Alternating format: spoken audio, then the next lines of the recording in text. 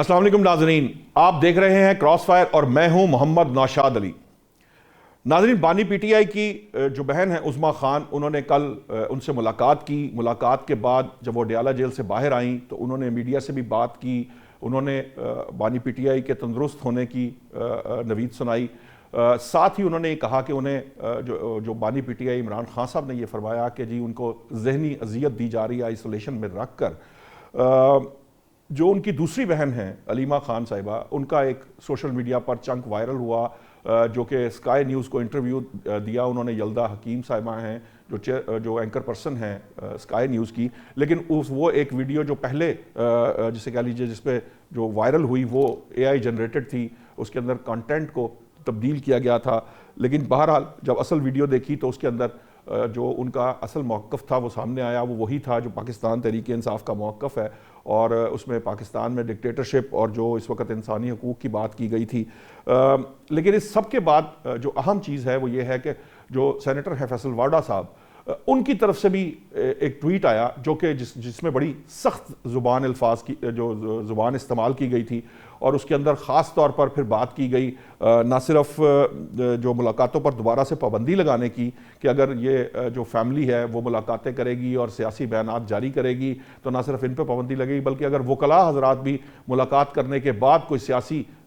گفتگو کریں گے اس ملاقات سے متعلق تو ان پر بھی پابندی لگ سکتی ہے۔ پھر ساتھ ہی انہوں نے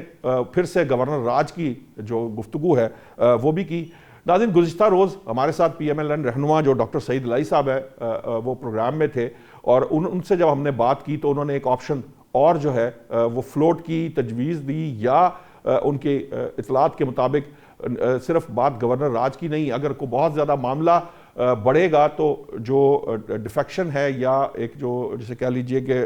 فارورڈ بلاک ہے وہ پاکستان تحریک انصاف کے اندر سے سامنے آ سکتا ہے۔ میں نے جب سوال کیا کہ کشمیر میں یہی کچھ کیا گیا تھا، لیکن وہ جو اسپیکر صاحب نے جب یہ ڈیفیکٹ کر کے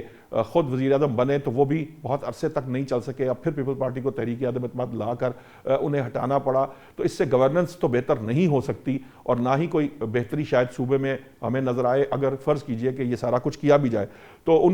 اس کے سوال کے جواب میں ان کا کہنا تھا کہ کوئی ریزنٹمنٹ نہیں آئے گی کیونکہ ایک بہت بڑا چنک جو ہے وہ پاکستان تحریک انصاف کا علیحدہ ہوگا، اور الٹیمیٹلی جو پیچھے رہ جائیں گے ہاکس وہ اتنی کم تعداد میں ہوں گے کہ کوئی جسے کہہ لیجئے کہ کوئی کسی قسم کی مزاحمت نہیں ہوگی۔ اس وقت جو سچویشن ہے جو پشاور جلسے کا اعلان کیا پاکستان تحریک انصاف نے، اس پر بات کرنے کے لیے مجھے اسٹوڈیو میں جوائن کیا ہے رفیع اللہ خان نیازی صاحب نے، یہ پی ٹی آئی کے رہنما ہیں۔ ہم ان سے پوچھیں گے کہ نیازی صاحب یہ بتائیے کہ جو پی ٹی آئی ہے مسلسل جسے کہہ لیجئے کہ اب 7 دسمبر کا جو پشاور کا جلسہ اناؤنس کر دیا ہے، آپ کو لگتا ہے کہ یہ جو طاقت جو شو کرنے کی کوشش کی جائے گی یہ کر سکیں گے ایک بات؟ کیونکہ انتخابات میں جو جلسے جلوس ہوئے تھے ان کے اندر کو بہت زیادہ تعداد دیکھنے میں نہیں آئی تھی لوگوں کی۔ ڈیالہ جیل کے باہر بھی 400-500 لوگ شاید کہہ رہے ہیں جو مختلف انڈیپینڈنٹ جرنلسٹ ہیں ان کی طرف سے کہ وہاں موجود تھے، رپورٹرز موجود تھے، ان کے مطابق آپ کو لگتا ہے کہ یہ اتنی جسے کہنا نا کہ جو کو لاکھوں کی تعداد میں مجمع اکٹھا کیا جا سکتا ہے جس سے کوئی پریشر ایکچولی ڈیولپ ہو اسٹیبلشمنٹ پر یا آپ کی جو موجودہ حکومت ہے اس کے اوپر؟ بسم اللہ الرحمن الرحیم۔ شکریہ نوشاد علی صاحب۔ میں پہلے یہ گزارش کروں گا، دیکھیں جہاں تک طاقت کا مظاہرے کا تعلق ہے وہ تو 8 فروری 2024 کو لوگوں نے ووٹ کر دی، آپ کے سامنے ہے۔ طاقت تو میرا خیال میں الیکشن بیلٹ باکس کے تھرو ہی طاقت کا پتہ چلتا ہے۔ باقی یہ کہ پولیٹیکل یہ جو اسمبل لوگ کر رہے ہیں 7 تاریخ کو ہو رہے ہیں، یہ سیاسی جماعت کا ایک انسٹرومنٹ ہے۔ کسی بھی موقع پہ اس کو یہ حق حاصل، اس کا بنیادی حق ہے، فنڈامنٹل رائٹس ہے، آئین اس کو اجازت دیتا ہے جہاں بھی چاہے وہ سیاسی اجتماع کر سکتے ہیں اپنے ڈیمانڈز کے لیے۔ جب حکومت نہ سن رہی ہو، جب آپ کے جائز جو آئینی آپ کے پاس جو حقوق ہیں وہ پروٹیکٹ نہ ہو رہے ہوں تو پھر اس کے لیے یہ ایک بہترین جمہوری طریقہ کہ آپ احتجاج بھی کر سکتے ہیں۔ اور یہ میں بتانا چاہتا ہوں کہ وہاں کے پی کے میں وہ پی ٹی آئی کی حکومت ہے، وہاں ہم طاقت کا مظاہرہ کر کے ہم کس کو دکھائیں گے؟ ہم نے جب بھی طاقت کا مظاہرہ کیا انشاءاللہ ہم وفاق کے اندر کریں گے، ہم پنجاب کے اندر کریں گے جہاں ہماری حکومت نہیں ہے۔ لیکن ایسا یہ جو سہیل آفریدی صاحب کو یاد ہوگا جو ان کی ایک میٹنگ ہوئی تھی جس میں یہ فیصلہ کیا گیا تھا کہ وہ بھی جو ڈیالہ جیل کے باہر پارلیمانی جتنے بھی آپ کے ممبران اسمبلی ہیں وہ اکٹھے ہوں گے، تو اس وقت یہ بھی کہا گیا تھا سہیل آفریدی بھی اس پروٹیسٹ کو جوائن کریں گے، لیکن سہیل آفریدی صاحب وہاں تو آئے نہیں۔ تو آپ کو لگتا ہے کہ وہ وفاق پر دوبارہ چڑھائی یا وفاق میں کوئی پاور شو کر سکتے ہیں؟ دیکھیں یہ جو لفظ چڑھائی والا نا یہ نہیں ہے، یہ کہ ہم ایک آئینی جو راستہ ہے، ایک ٹریک ہے، جو طریقہ ہے ہم وہ استعمال کریں گے جب بھی ہمیں ضرورت پڑے گی۔ جہاں تک وہ اڈیالہ جیل میں کل منگل کو نہیں آ سکے، اس کی بنیادی وجہ جو ہے اس کا چونکہ ایک میٹنگ سی، امریکن جو ایمبیسیڈر تھا اس کے ساتھ پروگرام تھے، اس لیے اس کی وجہ سے نہیں آ سکے۔ تو اسی وجہ سے وہ اسسٹنٹ کمشنر جو شہید ہوئے ان کے نماز جنازہ میں بھی شاید شریک نہیں ہو پائے، جو نہیں ان کو ہونا چاہیے، بعض مصروفیات کی وجہ سے وہ نہیں جا سکے، لیکن میرا خیال ہے آج وہ چلے گئے ہیں یا کل چلے جائیں گے۔ یہ کوئی ایشو نہیں ہے، یہ ہمارے بھائی ہیں جو شہید ہو رہے ہیں، جو چاہے وہ آرم فورسز کے لوگ ہیں یا سویلین ہیں، ان کی شہادت پہ بالکل جانا چاہیے۔ ہم دہشت گردی کے خلاف ہیں، تو وہ جائیں گے، ضرور جائیں گے، ایسا نہیں ہو سکتا۔ وہ اس پاکستان کا حصہ ہیں، ایک یونٹ کی، ایک حکومت کے الیکٹڈ وہ چیف منسٹر ہیں، اور جہاں تک بھی ان کی ذمہ داریاں جہاں تک بھی وہ ان کو ذمہ داریاں ادا کرنی پڑیں گی وہ کریں گے، ضرور کریں گے، اس میں کوئی شک نہیں ہے۔ یہ جو سوابی پہ کل موٹر وے کے اوپر جو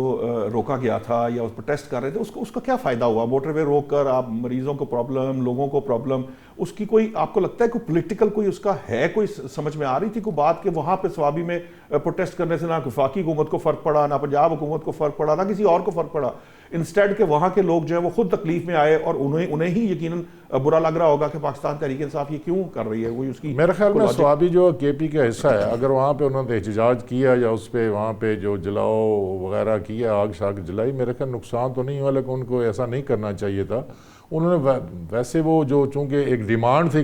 پچھلے 28 دن سے کہ عمران خان کو چونکہ آئسولیشن میں رکھا گیا، اس سے ملاقات نہیں ہو رہی، اس کی صحت کے بارے میں ڈیفرنٹ جو ریومرز اور